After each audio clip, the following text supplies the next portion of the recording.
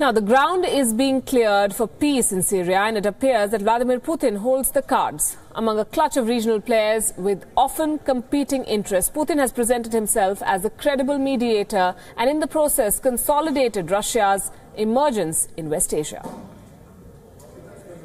Victory is sweet, and this bear hug tells it all. Russia's President Vladimir Putin and his Syrian counterpart Bashar al-Assad met in Sochi on Tuesday to toast their success and also to discuss the way forward. Самый главный вопрос, конечно, это вопрос последующего, после разгрома террористов, мирного политического урегулирования, долгосрочного урегулирования ситуации в Сирии.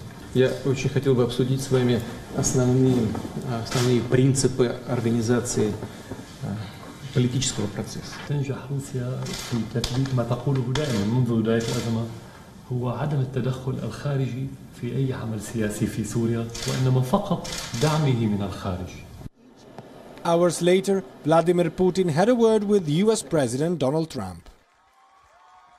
We had a great call with President Putin. We're talking about peace in Syria, very important. We're talking about North Korea. We had a call that lasted almost an hour and a half. We just put out a release on the call, but we're talking very strongly about bringing peace to Syria. Those two exchanges may have laid some of the ground for Wednesday's talks in Sochi between Putin, the Turkish President Recep Tayyip Erdogan, and the Iranian President Rouhani. So what are the stakes for each of them? Turkey sees the US-backed Arab Kurdish Syrian Democratic Forces, the SDF, as a terrorist organization. Turkey will not tolerate an autonomous Kurdish-controlled enclave in northern Syria. And Turkey continues to back rebels fighting President Bashar al-Assad. Iran wants military bases in Syria. Iran will want to retain its troop presence on the Israeli border. And the other regional player here is Israel, which is concerned over what it sees as Iran's undue influence over West Asia and over Bashar al-Assad. Israel is opposed to any Iranian military presence on its border with Syria and is determined it will attack Iranian and Hezbollah bases and convoys in Syria.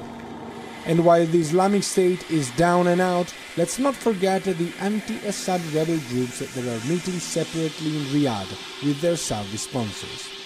They are divided between Islamists, leftists and moderates. All of them want Bashar al-Assad to quit. One of them, Tahrir al-Sham, is directly linked to al-Qaeda and refuses to negotiate with Assad. Given all these divergent interests and all these players, it would seem that the Russian President Vladimir Putin has considerable leverage. Only he has the credibility to mediate between Iran and Israel, between Turkey and the SDF, and of course between Turkey and President Bashar al-Assad. It is clear he has little interest in the United Nations-backed peace process and will seek to broker a deal that will preserve and take forward Russia's strategic stakes in the region. Bashar al-Assad will be left to deal with any recalcitrant elements still holding out and fighting on his soil. Daniele Pagani for WION.